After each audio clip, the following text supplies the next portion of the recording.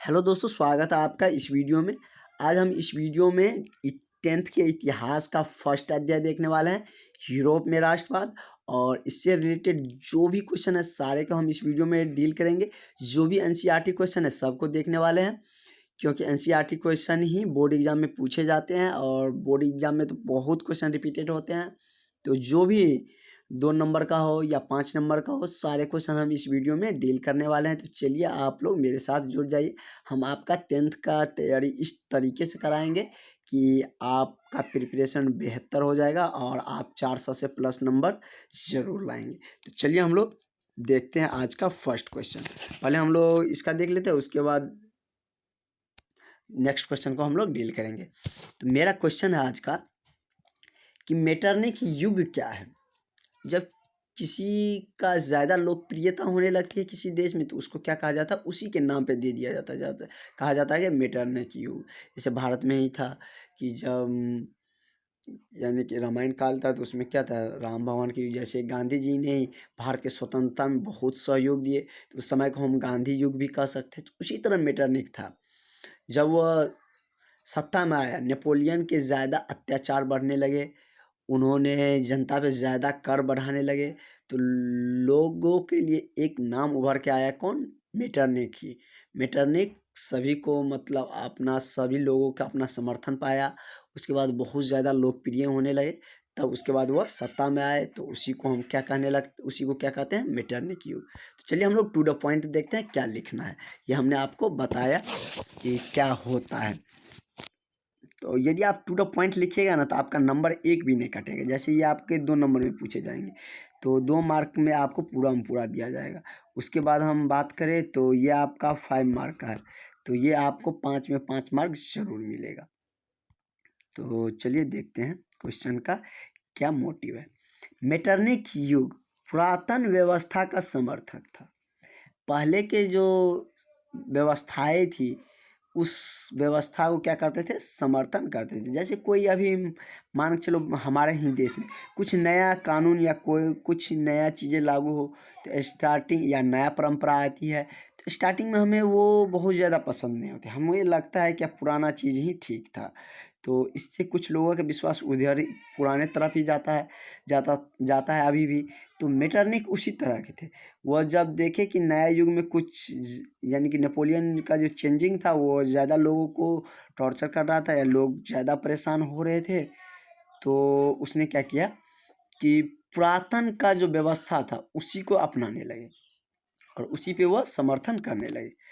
तो चलिए हम आगे देखते हैं। नेपोलियन द्वारा स्थापित एकता उसे पसंद नहीं था।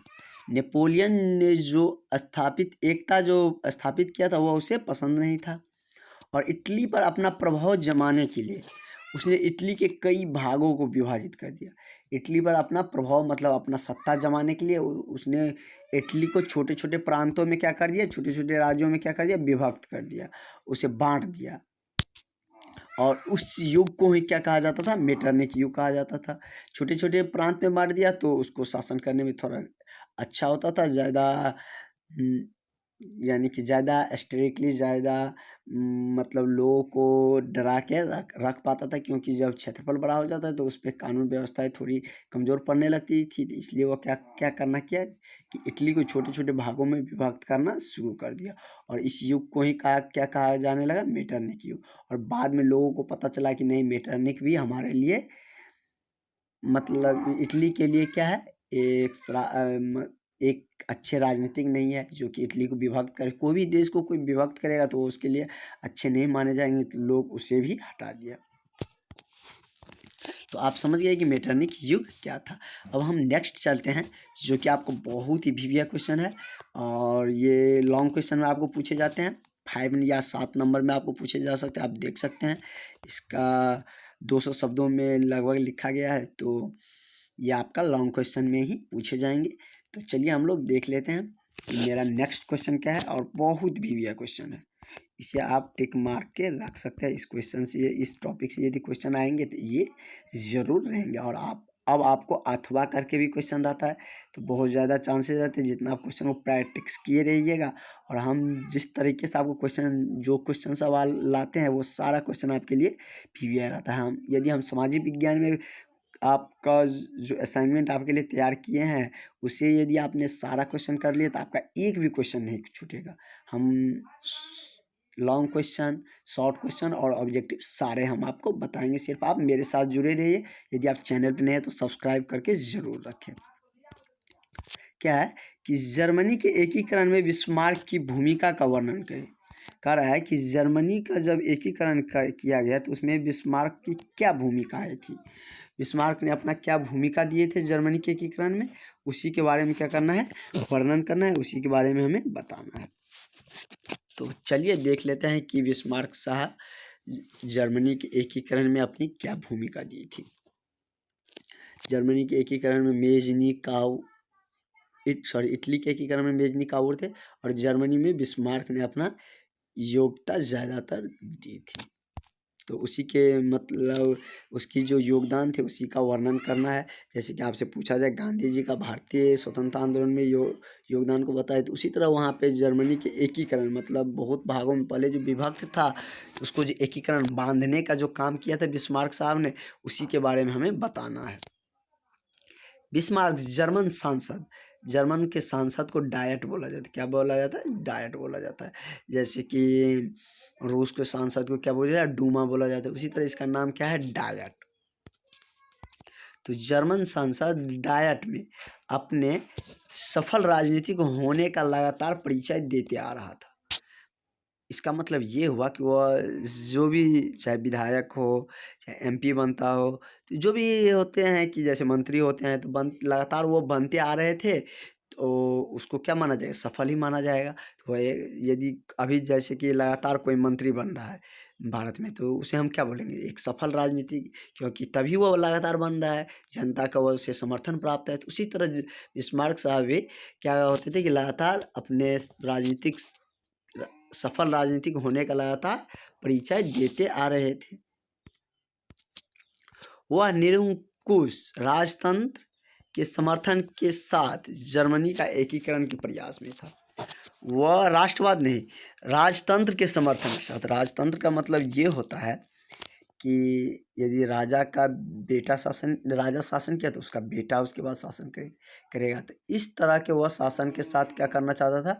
जर्मनी को एकीकरण करने का प्रयास में था। इसकी कूटनीतिक सफल थी कि उदारवादी एवं कट्टरवादी दोनों ही बिस्मार्क के समर्थक में थे। इसकी कूटनीति ये थी कि जो भी उदारवादी लोग थे और कट्टरवादी लोग थे, दोनों को अपने तरफ मिलाए हुए थे और दोनों को वह अपना समर्थन प्राप्त थे। रूढ़िवादी को छोड़ के उदारवादी, तीन तरह से मतलब जनता को विभक्त किया गया। रूढ़िवादी, समाजवादी, कट्टरवादी और उदारवादी। तो दो इसको समर्थन प्राप्त है, उदारवादी को और कट्टरवादी, दोनों का समर्थन इसे बिस्मार्क को प्राप्त थे।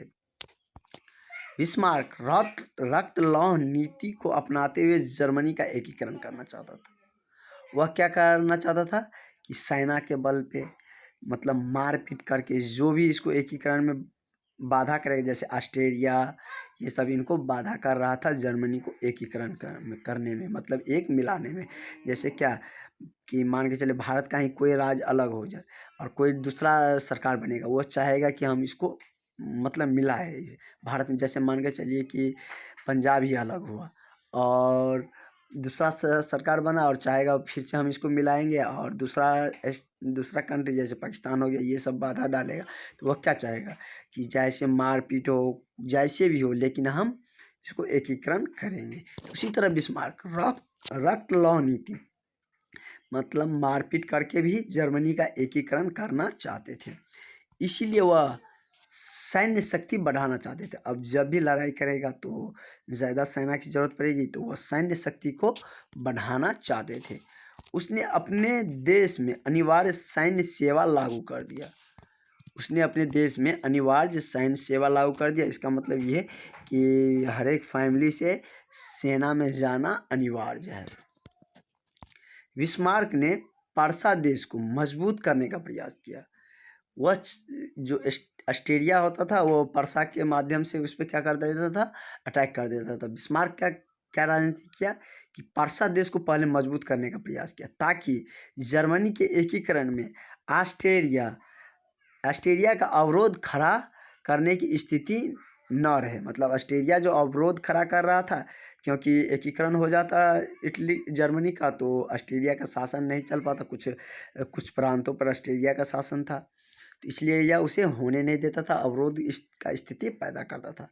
बिस्मार्क ने पर्सा देश को मजबूत करने के प्रयास किया ताकि मतलब उसके सटे हुए, जैसे क्या हमको यदि पाकिस्तान से लड़ा हुआ था, हम बांग्लादेश को भी मजबूत करना चाहेंगे ताकि हमें वहाँ से थोड़ा सपोर्ट मिले, तो उसी तरह बिस्मार्क पर्सा को मजबूत करना चाहते थे ताकि जर्मनी के एकीकरण में ऑस्ट्रेलिया अवरोध खड़ा करने की स्थिति न रहे। लेकिन अपनी कूटनीतिक चाल में फंसकर ऑस्ट्रेलिया से संधि कर लिया।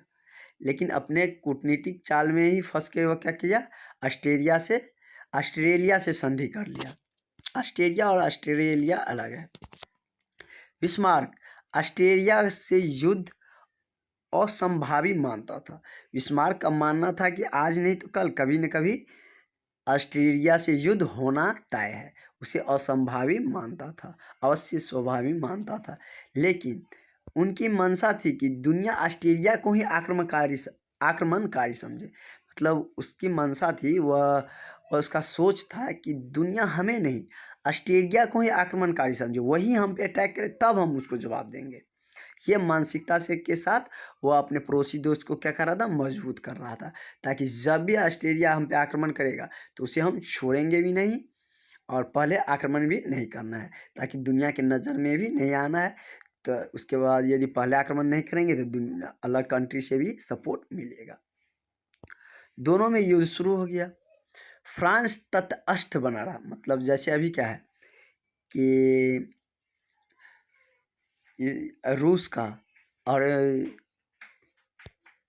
अभी जैसे रूस का जो युद्ध चल रहा है उसमें क्या कि अमेरिका भी रूस के विपक्ष में है, लेकिन भारत क्या है कि किसी के पक्ष में नहीं है, वह तटस्थ बना हुआ है। मतलब सिर्फ दोनों पे देख रहा है कि क्या हो रहा है। उसी तरह फ्रांस क्या था, तटस्थ बना हुआ था।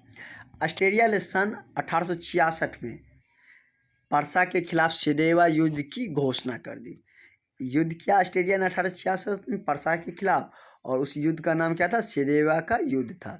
और ऑस्ट्रेलिया और इस पर्सा से तो इसका बिस्मार्क ने संधि कर रखा था, जर्मनी ने संधि कर रखा था। तो संधि के अनुसार पर्सा के पक्ष में इटली ने ऑस्ट्रेलिया पर आक्रमण कर दिया। इटली भी पर्सा से संधि कर रखा था तो उसने भी ऑस्ट्रेलिया पर आक्रमण कर दिया, और इधर से जर्मनी भी कर दिया। अतः ऑस्ट्रेलिया पे दोनों तरफ से घिर गया। उसके बाद पूरी तरह से वह हार गया। जर्मनी के एकीकरण में बिस्मार्क की यह भूमिका क्या रही, यह कूटनीतिक भूमिका वह सफल रही। अंततः 1871 ईस्वी में जर्मनी का एकीकरण हुआ। इटली का भी एकीकरण 1871 में ही हुआ था। तो ऑब्जेक्टिव आपका इससे दो बन रहा है कि जर्मनी का एकीकरण कब हुआ, इटली का एकीकरण कब हुआ। और नेक्स्ट में जब हम ये टॉपिक ख़त्म हो जाएगा तो इसका ऑब्जेक्टिव भी देखेंगे, तो उसमें आपका इसका सारा ऑब्जेक्टिव एनसीईआरटी का जो भी ऑब्जेक्टिव है सारे आपको कवर हो जाएंगे। तो चलिए हम लोग मिलेंगे आगे। आज के लिए इतना ही रहने देते हैं। Thank you. और आप अच्छे से तैयारी करते रहिए और सिर्फ आप मेरे साथ जुड़े रहिए। हम आपका तैयारी एक अच्छे लेवल पे लेके चलेंगे ताकि आपको 80% से ज़्यादा नंबर मिले और आप अपने समाज में अच्छे मतलब रिस्पेक्टेबल स्टूडेंट बन जाए। क्योंकि 10th के मार्क का सबका एक्सपेक्टेशन रहता है, सिर्फ आपके फैमिली और आपके रिश्तेदार की नहीं, पूरे गांव के आपसे आशाएं रहती है, आशाएं जुड़ी रहती हैं कि इसका बेटा अच्छे नंबर लाएंगे। तो हम आपसे उम्मीद करते हैं कि आप भी अच्छे से मेहनत करिएगा। तो चलिए, थैंक यू।